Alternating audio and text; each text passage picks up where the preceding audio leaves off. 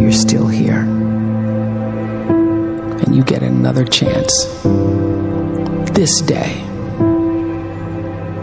to do better and be better.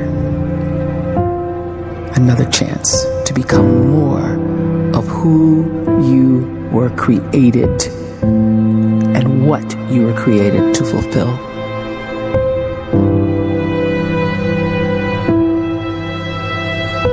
Everyone in the world is capable of living outside the role or beyond the roles that they place themselves in, no matter what it is.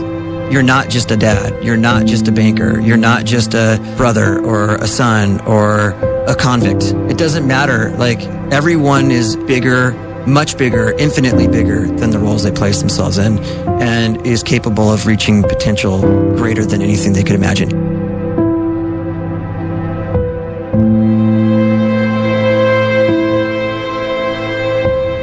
You can live the life you desire. It's right there in front of you. But in order to achieve it, you must first see it, then believe it, and then you must graciously ask and train your brain to help you execute your vision.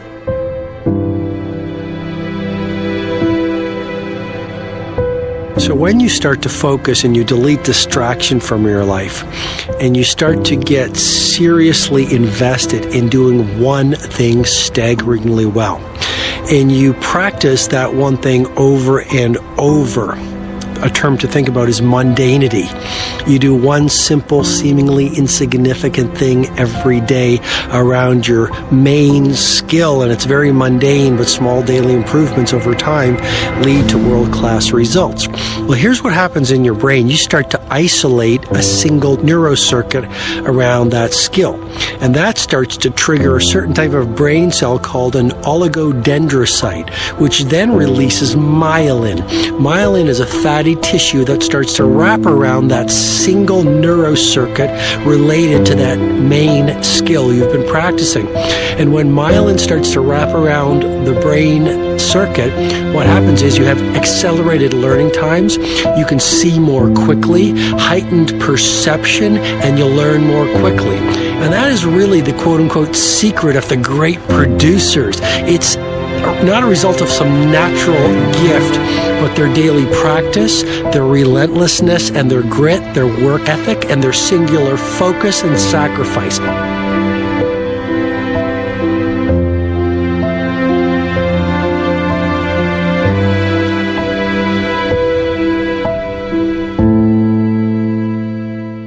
A great life is built not by revolution. A great life is built by evolution. Small and steady wins the race. What you do every day is far more important than what you do once every decade. I want you to really think about that idea. What you do every day is simply your life in miniature. And as you live every single day, so you're crafting your life. What you do over the next hours is really building your future. And if you can just get every single pocket of 24 hours right as best as we humanly can, the rest of our life is going to take care of itself. So small wins matter. The scripture says we will eat the fruit of our words. You are planting seeds when you talk. At some point, you're going to eat that fruit.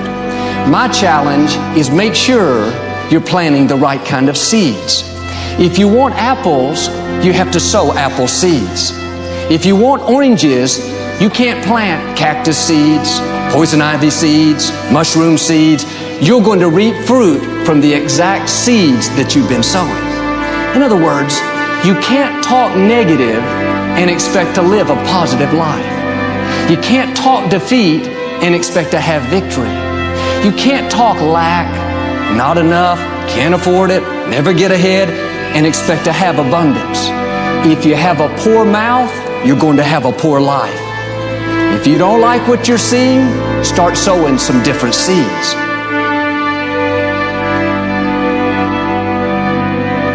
We may not realize it, but we're always feeding ourselves.